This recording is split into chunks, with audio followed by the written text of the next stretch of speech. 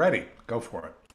Well, welcome to the Friday edition of Richardson Plano Networkers. Today is Friday, April 23rd, and our speaker today is Mike Greenlee, and he will talk about Rock Your Talk in 2021. As an entrepreneur, business owner, or leader of any kind, your message matters. Unfortunately, presenting that message in 2021 can bring a lot of uncertainty as we must present virtually as well as in person. During today's information-rich session, Mike will share his secrets learned over decades of speaking as a leader to audiences of one to thousands. As a participant, you will learn how to use the words to help you sound like yourself, only better. Mike Greenlee is CEO of Mike Greenlee Marketing, where he specializes in speech writing, video, and voicemail scripts, speech coaching, and creative direction for a wide range of clients from Fortune 50 to small entrepreneurial companies and agencies, all while tending his ongoing passion for songwriting. With 4 decades of executive communications and marketing success, Mike is a master of words. After college, he moved from South Carolina to Manhattan, my hometown, where he jumped into corporate life, becoming the youngest VP in the history of Avon Products Incorporated, leading development of as many as 300 new products a year, as well as leading sales communications, meetings, and events. Today, he leverages his experience not just to write for leaders, but to help them be more comfortable and compelling on stage. Mike has written 11 Billboard chartered dance club hits, including 4 number ones. Just as he's a versatile writer for a variety of business clients, he's also versatile in the use of his words for lyrics. Other genres of music in which he's had success include choral, pop, rhythm and blues, American roots, country, and contemporary Christian. He even authored the lyrics for what is now Virginia's state anthem, Our Great Virginia, signed into law in 2015. Please join me in welcoming Mike to Richardson Plano Networkers. Thank you. Thank you. I'm curious to know, do you share a copy of the chat or should I copy it myself before I leave? I would encourage you to copy it. I mean, the best bet is to save it. I mean, I can share it, but we don't. Okay. I have everybody actually get their own copy of the chat, so that's not part of the process. So my goal today is to share what I have learned about how to be a more effective presenter. And that means whether you're presenting to an audience of thousands or one-on-one. And I'm going to be, in order for you to understand the value of these tips and learnings, I'm going to share a little more about my personal life so that you'll understand that I did not start out with any capability to present to anybody. And fortunately, the things that I've learned that I want to share with you have made a huge difference. And so the reason I want to tell you about myself personally is it's not about me, but I want you to understand the power of what I'm going to share with you. Before we begin, though, I would like to ask each of you to participate with me in a little exercise.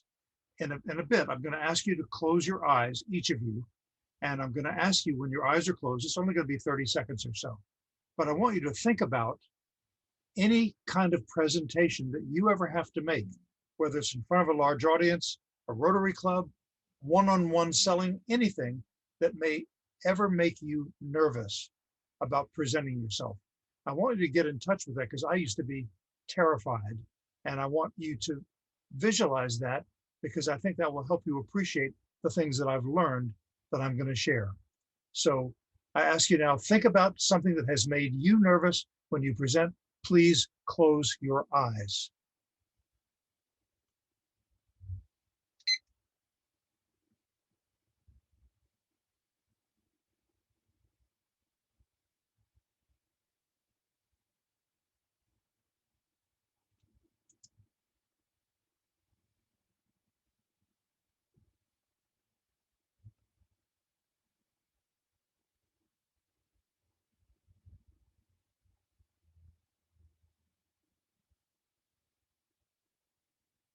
Thank you.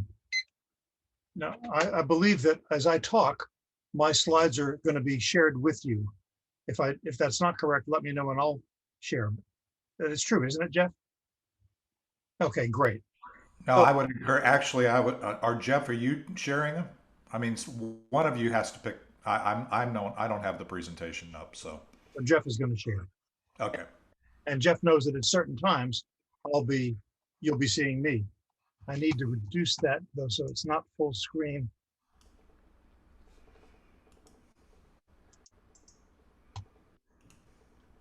Right now it's so big I can't see my own stuff.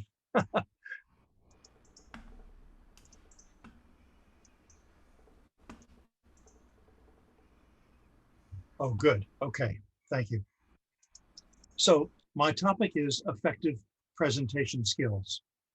And that applies whether you are talking to a whole group or to one person or a small group, big or little. Some of these tips apply all across the board. Whenever I write a speech for somebody or a PowerPoint or I'm coaching them, my goal is always, my promise to my clients is sound like you, only better. And there's a reason why that matters. So yes, good. So I want to talk to you about what has happened to the human attention span, because the fact is that we as people have less attention than we ever have in human history. So sure, some of you may remember that back in the early 80s, when MTV came along, music television video, and that was known at the time to have shrunk human attention spans. It used to be that people would watch a 30-minute show, let's say a sitcom like I Love Lucy.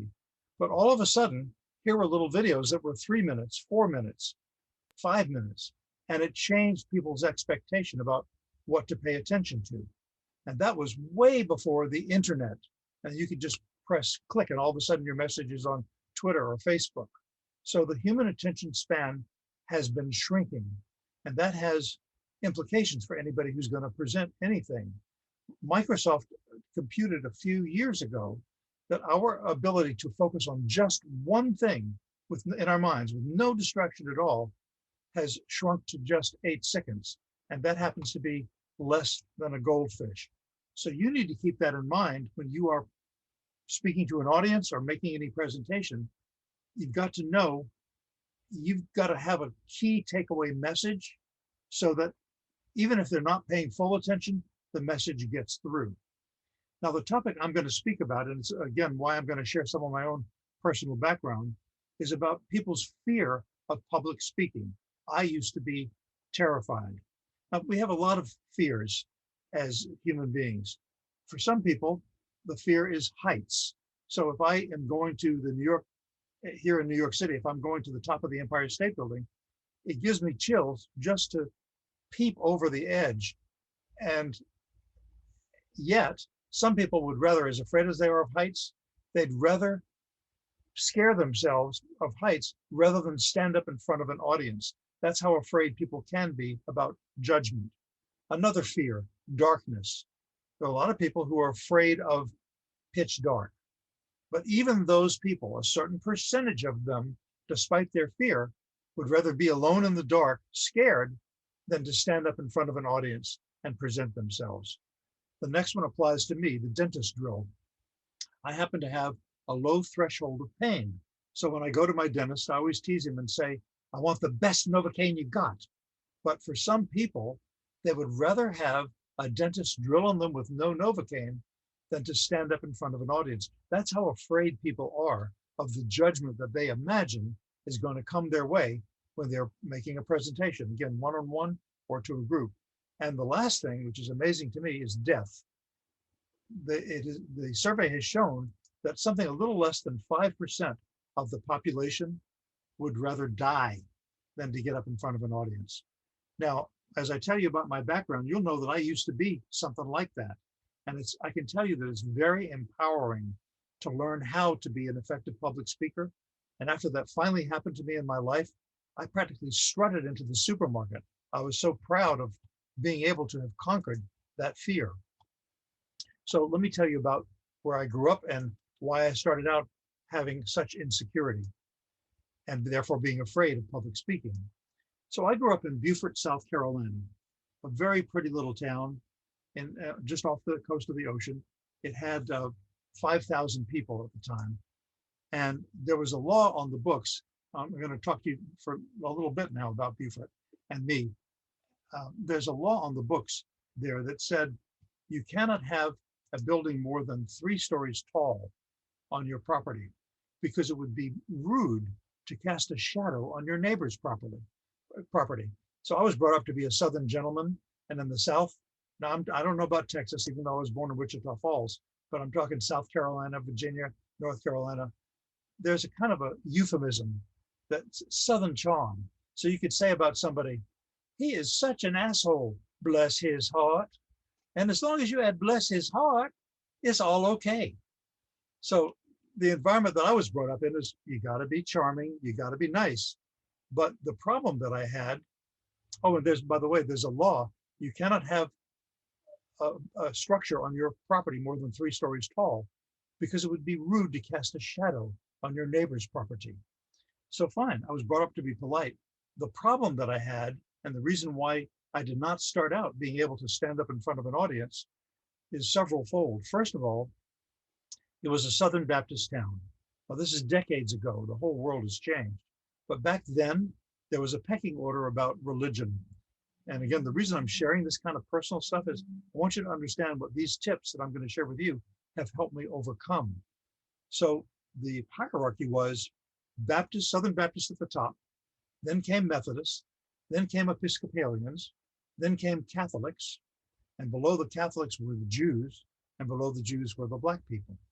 And the way it worked, it was so structured that the mother of one of my good friends in school, she was Catholic, called my mother and said, Lucille, please tell Michael to stop being friendly with Molly because we're afraid that their friendship, because you all are Jewish, is going to send her to hell. So that was serious. And it was a hard thing being the dirty Jew boy. So just as a child, I had swastikas carved into my locker and on my desk, and people telling me, die, dirty Jew boy. So as you can imagine, that doesn't build one's confidence. Another reason why it was not automatic for me to be able to be a comfortable public speaker has to do with my IQ. So my father was a psychologist. You're not supposed to tell people what their IQ is, but he never held back on anything. So he told me, and I know I have an unusually high IQ, despite the fact that I have no mechanical skills. I can hurt myself just trying to hang a picture on the wall. But okay, so I have a high IQ, but now I'm a child and I'm in 2nd grade. And you know what? It's a mixed blessing because I was finishing the schoolwork in class, 2nd grade, faster than the other kids. And then I'd become restless and bored. And so Michael Greenlee, the Southern gentleman, became a behavior problem. So they called my mother into the principal's office with me. And they said, we have a problem about Michael. He is too smart for 2nd grade. We're going to have to move him to 3rd grade. And that's what they did. But now I was even more different than everybody else. And so in recess, I used to hide in the bushes, praying for recess to be over because nobody wanted to play with the dirty Jew boy. And now they called me, hey, professor, thinking you're so smart, like that. So this was a problem, as you can imagine. In high school, I decided I'm going to be popular. And what I did is what I would now call a marketing campaign. You're a Republican? I'm a Republican. You're a Democrat? I'm a Democrat. I discovered my gift for words in high school. I became the first teenage columnist of a local newspaper, the Beaufort Gazette, that came out every Thursday. I was the editor of my high school yearbook. I wrote a column in the high school paper. All of that is good. I was voted most popular. So I achieved that. However, it was not I who was most popular. It was this fake shapeshifter. So actually, even though I got the title, it gave me no confidence at all. Again, all this personal stuff, I want you to understand the power of what I'm going to be sharing as techniques. So I'll go on and tell you that I went to Duke University. Oh, first, sorry. In high school, we took a senior class trip. I don't think they do that anymore, but from Beaufort, South Carolina, we went to New York City and we went to Broadway shows. And that's where I saw Mr. Vincent Price, the famous actor.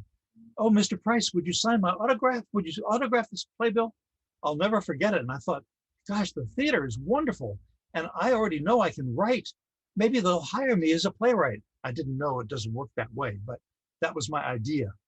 So I went on to Duke University, was an English lit major. But the problem growing up as I did, knowing that, feeling that I was unlovable because I was the dirty Jew boy who was also the professor geek. In my freshman year at Duke, honestly, I struggled with suicidal thoughts. I thought that the whole world would be better off if I just took a bottle of sleeping pills and be done with it. The thing is, I was on an Angier B. Duke scholarship. And to keep that scholarship, you had to have Dean's List grades. And I wasn't getting them. I now realize, how could I if I was thinking I was worthless and should commit suicide? But fortunately for me, the dean called me in at the end of the freshman year, and he said, we've got a problem, son. You're supposed to be getting Dean's List grades, and your grades are just average. We tested your IQ. You're plenty smart. You shouldn't have any trouble getting that. We tested your study habits. Do you listen to the radio while you do your homework? Well, he said, your study habits are nothing to brag about, but you're still smart enough, you should do it. However, we tested your personality, and we can see you have a very high anxiety level. That's what's interfering with your studies. So you're going to be put on probation when you come back at the beginning of your sophomore year. You're only going to have one semester to prove yourself, but we recommend that you get into psychotherapy and try to overcome this anxiety. That was a game changer, because all of a sudden, instead of people judging me as for my age or my religion, or for anything, I had somebody who was listening to me once a week and supporting me and making me feel like I didn't deserve to die or to take my own life. Well, so as a result of that psychotherapy, just once a week at Duke, I didn't just graduate Dean's List, I graduated Phi Beta Kappa, thank you very much, because of the anxiety going away. So at the end, the dean called me in and he said, it was very nice that he was that caring and attentive. He said, you've just begun to look at yourself. So you need to continue your psychotherapy. Well, already between my junior and senior year, I'd gone to New York City because I had already discovered from the senior class trip in high school that I liked the theater. So I got a job as a clerk typist at G. Shermer Music Company back then. And I can type, baby. I have no mechanical skills, but I can type. And I used to use that money to go see plays. I saw 21 plays that summer. And I took a playwriting course in Greenwich Village.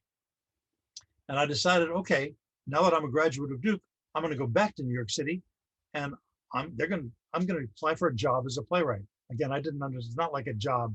Playwrights for hire. No, it don't work that way. So I got into book publishing. That was kind of natural for an English lit major. At least I had a job, but it's not, you don't make a lot of money in educational book publishing. I decided I wanted to make more money, be able to buy better seats to the theater. So I went to Lever Brothers, where you can make money marketing detergent and toothpaste. The only thing is, if you're familiar with, any of you with Star Trek and the Klingons are a militaristic race. They compete against each other. Well, that's what it was like to be at Lever Brothers. The person in the office next door was not my colleague. It was mostly he's back then, was a competitor. And it just wasn't working. So I realized I had to get into bigger business and a better business. And a friend of mine had left Lever and gone to Avon. And as a result of that, he found that the company was much more personal. And so that suits me. After all the psychotherapy, I'm trained as a psychotherapist, by the way. So now I'm a truth teller. I believe in and embrace authenticity. I've been called the most earnest person on the Eastern Seaboard, and I'm a little offended. Why are they limiting my geography just to the Eastern Seaboard? But the point is, Avon was a very motivational company. And so now I was at Avon and I began to discover from my corporate life some important discoveries, like the power of being genuine, the power of applying best practices, which I'm going to share with you, of avoiding some common mistakes, the right kind of rehearsal. And if you do those things, you will become more effective and more persuasive. So I'm going to talk to you about the power of being genuine. One of the first things that I learned, and this is again is another Avon story that I want to tell you personally. So Avon had a very interesting orientation program. And when I was hired there, in the second week, I was sent to Iowa. Well, I had never been to Iowa.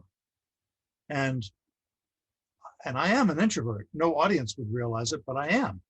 I mean, I love just writing at the computer all day.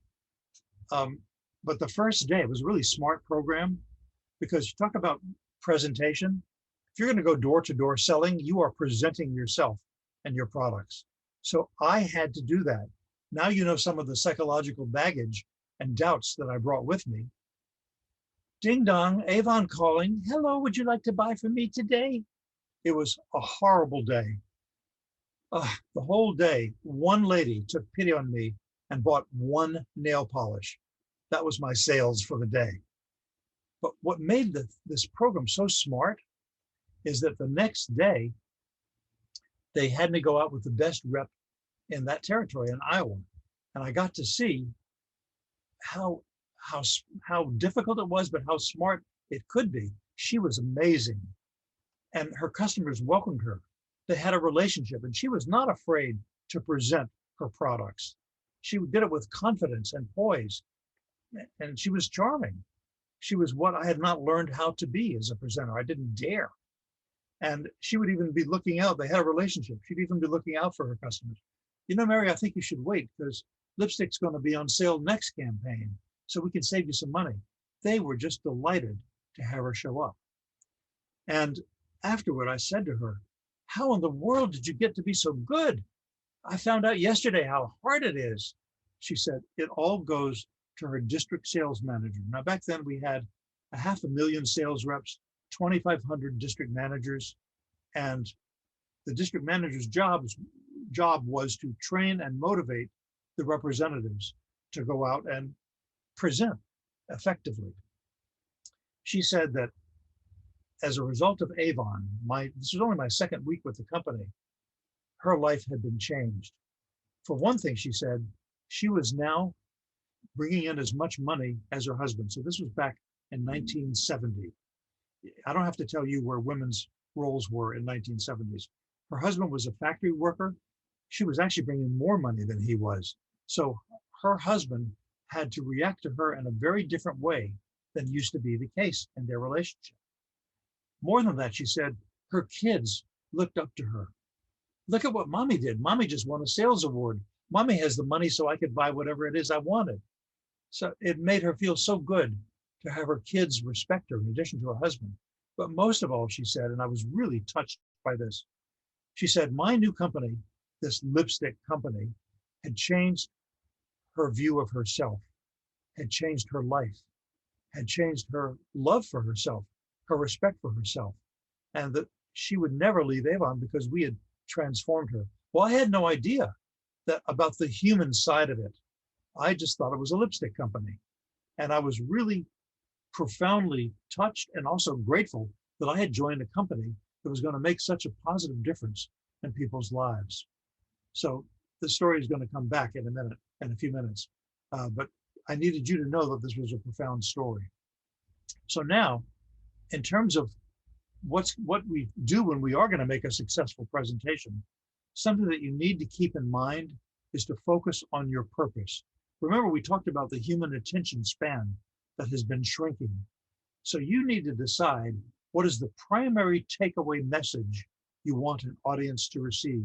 When I'm writing a speech or a PowerPoint for somebody, same thing is true with a song, there needs to be a single message, especially with our attention span being as short as it is.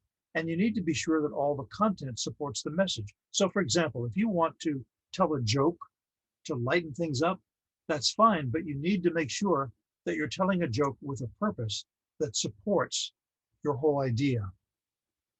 So the next thing that I learned is the psychology of a space. When you're going to be presenting to somebody, it makes a difference whether you're talking to one person, 5 people, 50 people, 500 or 5,000. You have to adjust to the context. Now, it may seem very obvious to you, but so many people are afraid of public speaking that they don't do that. They'll just talk very fast, so I just want to get it over with so I can get off the stage because I'm so nervous. Or I'm just going to tell the story of what's on the script because I really can't stand being here and it's just going to get me through it. One of the things that I learned as a writer to help people overcome the psychology of a space and act, just to be more effective with their any presentation, is the importance of variety.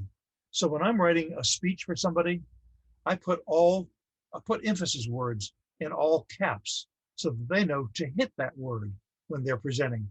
So if I were writing that, the word hit would have been in all caps. And the point is you choose the words that you're emphasizing so that you keep making that key point, emphasizing the key point. You need to take into account, you need to compensate for the gap that can exist between you and an audience. It makes a very big difference when you are presenting just to one person or 5, if you're across your desk, or if, as is in this illustration, they're distant from you. You have to remember that the paradox of being an effective presenter is that on the one hand, you have to be authentic and real. I'm not going to try to be somebody else who may have a different personality, but I'm going to be myself. But I also have to remember, it's not like I'm sitting next to you just having a cup of coffee. I'm also performing, I'm presenting. I want to have a presence so I can get an idea across. Now, some people get nervous when they look at people in the eye, so I'm going to share the forehead trick with you. And by the way, so the forehead trick is this. If you are looking at, not if you're right up close, but if you're talking to an audience, and audiences like to have a sense of eye contact. If you look at somebody's forehead, they think you're looking in their eyes. Now on Zoom, what you need to remember, as I'm doing now, is you look into the camera. And so it looks like I'm looking at you, which in effect I am. But some people who get rattled, again, because stage fright is so common, get scared looking in somebody's eyes. Well, it's nice to know that if you look at the forehead, they'll still think that you're looking at their eyes.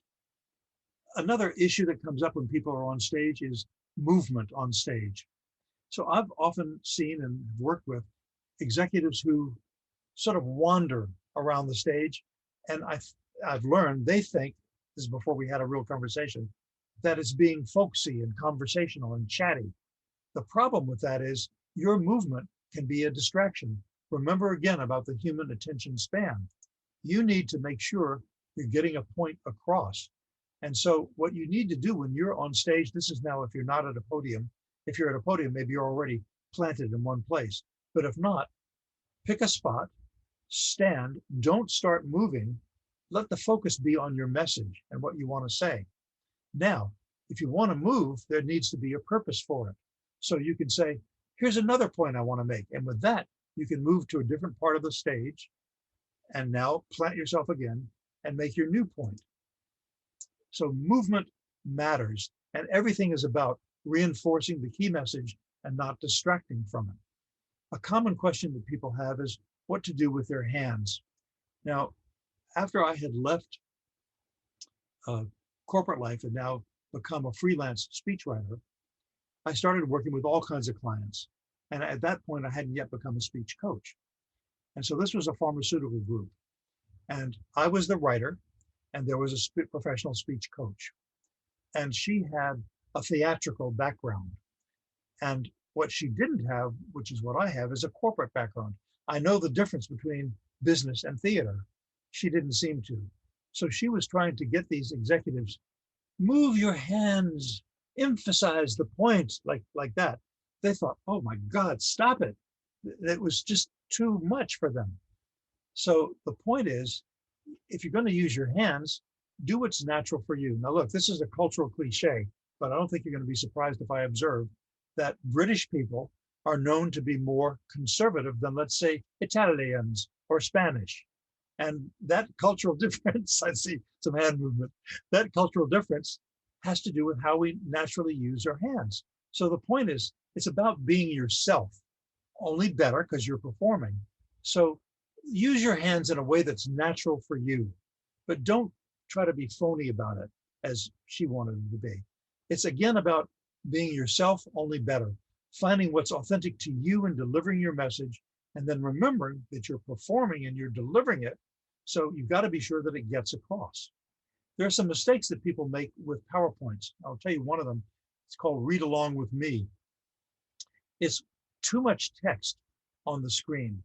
And people think they're being thorough when they create a PowerPoint like that, but it's not about being thorough.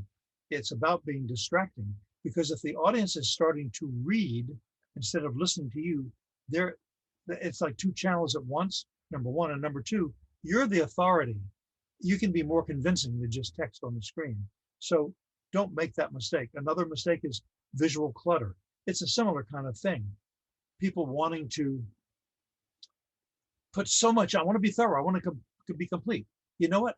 Have a few extra slides if you need to, and don't put too many points and don't clutter it up on just one. Another problem that people have sometimes is being redundant. That is, putting the same point too many times on the slide. I want to make sure they get it. Yeah, but they're supposed to get it from you, not from reading the same point 50 times on the slide. So a good thing to realize when it comes to visuals is that concise is good. Do you have any doubt what this establishment is offering? They're offering food, of course, with the word eat. And you need to know that less is more.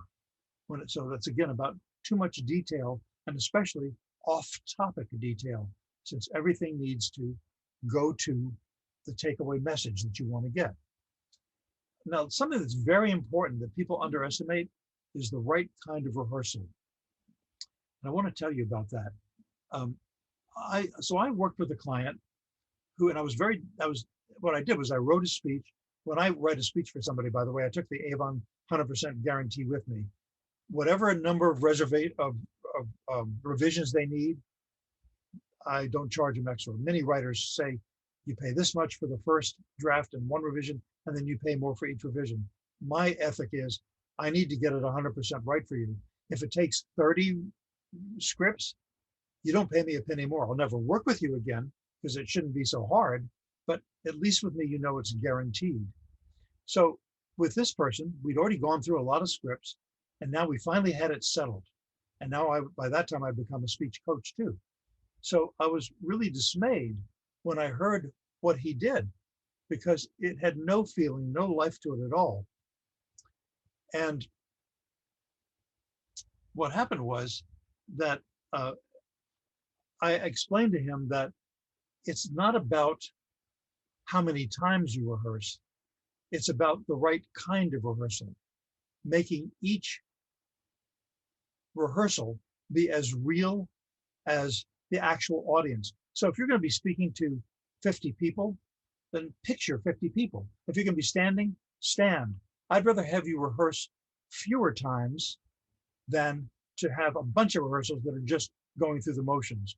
And while we're talking about that topic, let me also share with you a big aha that I had when I was at Avon.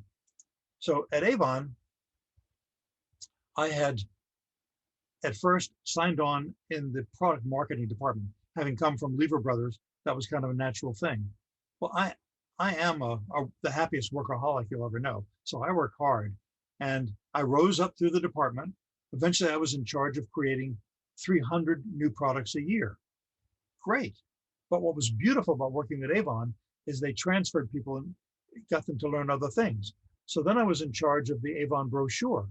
Now, that was 22 million copies of the books every 2 weeks. That's large enough that you can print a split run and learn which approach sells more. And then I was in charge of meetings and events. And now that meant that I had to give a speech, and I hadn't yet learned to overcome my own stage fright. And here's what was so terrifying about it. I was now the youngest VP in the history. I was on the executive floor. Down the hall was a guy, I'm just going to call him Big Guy. He was 6'8", and he was overpowering. And when he would be on stage, he would stride across the stage, but he would also lean over you in your own office. And he was a big extrovert. I'm not. He just loved being over the top. That's not who I am. And I was so depressed when I thought, geez, now I'm in charge of meetings and events, and I have to be on the same stage as Big Guy. I'm going to fail. I can't be Big Guy. And then I realized that was the big aha. Don't try to be Big Guy. Be the best Mike Greenlee I can be. So I've mentioned to you, I've been called the most earnest person on the Eastern Seaboard. That means I'm sincere and I'm in touch with my feelings. So be that person. Don't try to be, if you know who Elmer Gantry was, a fictional revivalist that was also a crook, con man. Ed Carter was like that. Whoops. The Big Guy was like that. And that doesn't work. So what I realized was, don't try to be him. Be the best me I can be. And now I was on stage in front of 2,500 district sales managers. And you know that story I told you about the power of a district manager at the start? I used that story. I told the story to the district managers about the difference they can make in a representative's life. And when I had really, as I told you earlier, I had really been touched by it. But you have to remember that a presentation is also a performance. So when I told the story about how moved I had really been deeply moved by this new company and the way we affect people's lives. I allowed my voice to choke up just a little bit as I said, the difference you make in these representatives' lives is phenomenal. It's beautiful. I heard sniffles all around the room. And people said afterward, it was the best speech they'd ever heard. Too bad, Big Guy. And I only got there by not trying to be somebody else, but by being myself, only being on because it was a performance. So if you follow these tips, I promise you, you will discover your own inner ham.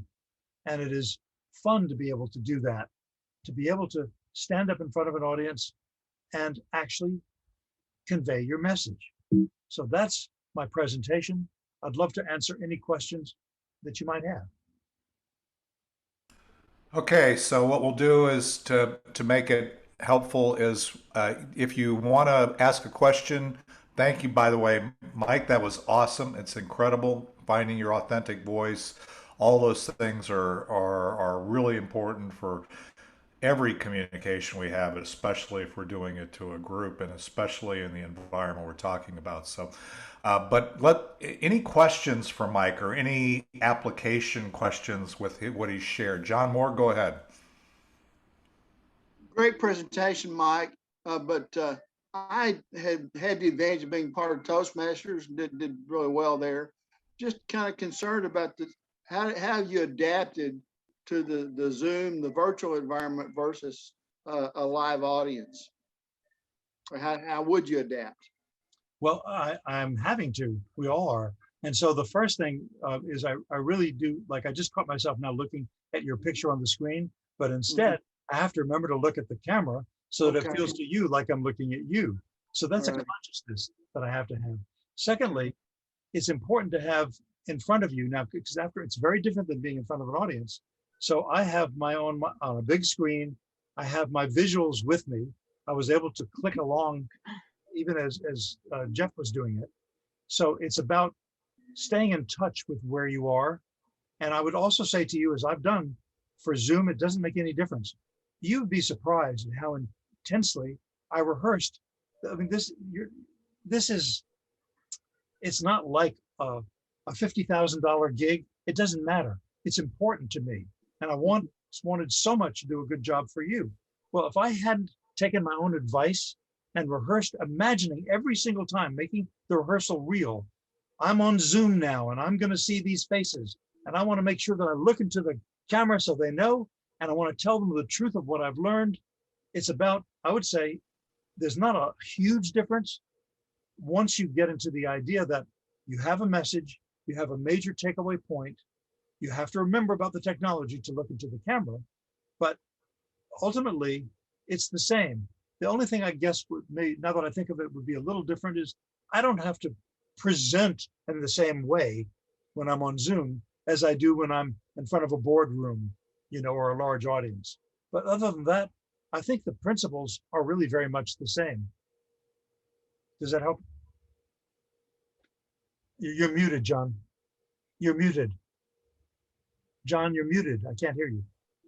I said the little things like hands, that's certainly in Toastmasters, that was always a point of emphasis, is what do you do with your hands? Yeah. And so it's in a Zoom environment, it's a lot more cause you take a lot more, be a lot more conscious of that. Thank What you. else I would say is think about the emphasis words and what I shared with you about the human attention span. So Okay. on Zoom or not, you need to decide before you're presenting anything, what is the takeaway message? I had some key tips that I wanted you to take away, but whatever it is, you need to know and keep that in mind as your guiding star, whether it's on Zoom or live. That's great, Mike. Jennifer, did you have a question? Go ahead. Yeah, I'm in a wheelchair, and you talked about moving around the stage. Have you ever worked with anybody in a wheelchair or had that experience? Yes. And the thing about it is you have to be true to yourself. And if you try to be artificial and zoom around the stage, you're going to be distracting yourself and you'll be distracting the audience. They'll be worried about you. So I would say, it's the same message for anybody. I would say embrace your own authenticity. And part of what's true for you, Jennifer, is you happen to be in a wheelchair. The audience will see that. They will empathize with that. The thing I would say to you, though, is remember, even though you're seated, you still have to project yourself. You're still conveying, and that's about emphasis and energy. But other than that, honestly, I think the principles are exactly the same. Focus. And I am a person that does gestures. There you go. But also remember to use your voice to hit words, okay? I've always been told that when I was in Toastmasters as well. And my folks have even told me that too, to speak up. And it's just funny because my mother's always telling me, shut up, you talk.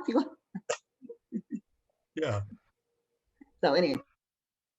All right. The same. Yeah, that's great. Let's, Don, did you have a question or comment? Yeah, I have a question. Back in the 80s, I used to do the PowerPoints for one of the Fortune 500 companies here in town that went through bankruptcy. We always struggled with the level of detail to present to financial people in a meeting. What suggestions do you have for that? That's a great question. And I do work a lot with financial people too. Don't put it all on screen. If you need to, give them a handout, but give the main points on the PowerPoint. Right. Do not, if you try to put too much of that detail on PowerPoint, I promise you, it will be less effective and you're going to lose them anyway because they're going to be reading along. So I understand the struggle, and I've dealt with a lot of pharmaceutical companies, a lot of technical information. You need to decide what is essential to be presented verbally and visually to get across the key message versus supportive data that can be given as a handout or PDF. Well, and the other question is, we struggled with the topic of even providing a handout for some people. And so do you suggest providing handouts with more detail or not? Well, what was the struggle? Well, it was providing too much or giving it to them before the meeting versus after the meeting. Oh, okay. That's a clear question for me. Yeah. I would not give it to them before the meeting unless it's really essential. And I don't think that's going to hardly ever happen, that they have to know the material before you talk to them. The point about the presentation is you're giving them the big picture. What counts? Remembering our attention spans, okay? What's the key takeaway message, the North Star? And by the way, I'm emailing you or handing you a PDF that will give you lots more detail, but thanks to the great presentation I've just given you, you already know the main points. Does that help? That's actually a good segue, just so you know, in the chat, for those that you all should be live here, and you can download, there's a worksheet that we posted out there actually I've posted 3 links, and if you go to the link, you can download the worksheet that that Mike will be talking about in a second. So I would encourage you to go ahead and do that. The debate, having been in the corporate world that Don brought up, and I know Mike has been as well.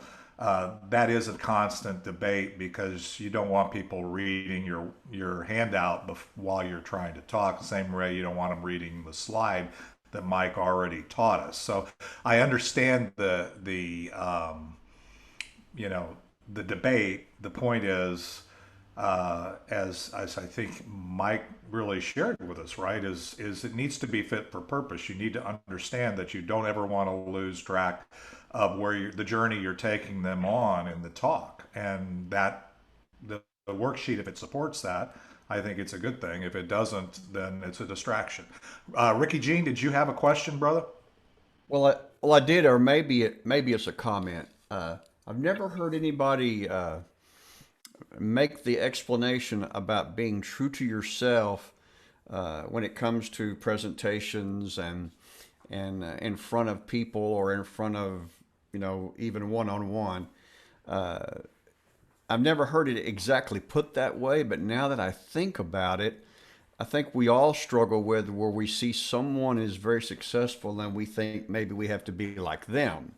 Where in reality, not all singers that go on stage can be Garth Brooks, but not all singers that go on stage can be Willie Nelson. They have to be their own Thank you. people. And I mean, Tiny Tim, I thought was most unusual singer performer, but he was true to himself and did his own thing. Right. And so it is if we could just get past that, that we try to be a little bit like some other successful person that we've seen, that just mucks up the whole thing. Yeah. About being your own authentic best self, being the Mhm. best that you can be, not trying to be the best somebody else can be. And by the way, I perked up when I heard that you're in the Americana genre. You heard that I do American roots. So if you ever need a lyricist, here I am. But anyway, I love your point. It's and listen, we're all individual. A lot of my songs are about that I've written are about supporting diversity. So I've written a song about women's equality called Love Your Own Power. I wrote a song called Common Ground. Everyone is different. All of us are equal. Can't we find some common ground? Well, the mayor of Beaufort, South Carolina, 3-term, now this is his cause, wants to change racism against Black people. So he's called the book that he asked me to co-write, Sharing Common Ground. And the song that I wrote in the American roots genre is about older people. The performer, Grant Malloy Smith, who used to perform around the country, will again, I'm sure, heard a woman in her 80s despairing that she felt young people looked right past her, that she was invisible. And the point of the song, once we agreed to write a song together, he said, let's call it I See You, meaning you're not invisible. And I'm very proud that that song has been adopted by Masterpiece Living, which is a company that deals with aging, better quality of aging, and they're going to use it for an anti-ageism campaign. I'm against prejudice. Having grown up as the dirty Jew boy and the geek, you can imagine I'm in favor of support for everybody. Everyone is different. All of us are equal. Anyway, Amen to that, brother. Amen to that. We're all unique. We have unique and all on all levels, and so not based upon our heritage or our color of our skin or our sex, but we are each individual a unique creation, and we need to honor that. So and we I love that that's a passion of yours. I picked that up when we had our one-to-one, and I absolutely love that, and that's clearly something that this group embodies in what we do. So, and Ricky Jean, by the way, just so you know, you said that on your podcast that because I talked in a different way than you, and you diminished your own communication, the way you speak, and actually, you never want to lose that. So I agree with exactly what Mike is saying, is that you are a very unique individual, even in the way you communicate. And you can't be me, but you are a good you, and we don't want you to lose I also that want to voice. observe that these things that I've shared with you, I've shared with ExxonMobil. They had me come into the women's leadership group because women weren't always trained, and still there's still prejudice, of course, to be able to be assertive. So they had me address the women's leadership group about presentation tips and things like that. I did the same thing. I was asked to go to Roche in Lyon, France, and share things with their sales leaders from around the world. My point is, it's a passion for me. Communications, effective communication, especially having started out unable to. So I invite any of you, if you think of any groups that might be able to benefit, or individuals from anything that I do, writing, coaching, anything, you now know how, you know me, you know how to reach me. I'm interested. That's all. I just want to put that out there. Great. Well, and Mike, is there that again? Awesome Q&A. If there's any other questions, I don't know how long you can hang, but we'll open the mic up for everybody again at the end. Is there any last closing remarks? Again, the worksheet is out there. Download the worksheet. Mike, is there anything else in terms of closing out here you'd like to do before we before I remind people that we're going to be doing what we're going to be doing? No, I appreciate this chance. I'm passionate about what I do. And as I said, I'm the happiest workaholic you'll ever know. I would also tell you that when I left Avon, I took the no questions asked guarantee with me. So the way that worked is, if you had bought Wild Country cologne from a previous representative 10 years ago, you could, and now that was the different rep, and now I'm your rep, you could hand me back that empty bottle of Wild Country, and you could say, you know, Mike, I don't think I like this fragrance too much. And I'm not supposed to say, Dave, what did you do? Drink it? This bottle is bone dry. Instead, I'm supposed to say, I'm so sorry you didn't like our fragrance, Dave. Let me take that empty bottle of Wild Country off your hands. And which would you rather do? We can go back and find what you paid, Gazella, whoever was your rep back then, 10 years ago, and give you a full refund. Or you can go through our brochure now and pick out a replacement cologne. Don't worry that prices have gone up in a decade, because that's the guarantee. So when I took that with me, when I left, I took that guarantee with me. I don't accept work unless I'm confident I can excel. Truthfully, I don't know a better speechwriter. I don't know a better speech coach. I don't know a better PowerPoint communicator. But what I do know is I cannot do comedy. I can be charming, I can be fun, but I cannot make them roll on the floor with laughter. So that's an example. You want a comedy writer? I'll introduce you to a great one, but it ain't me. Anyway, I've really loved this, and I thank you very much. Well, thank you. Great job. Appreciate that. Okay.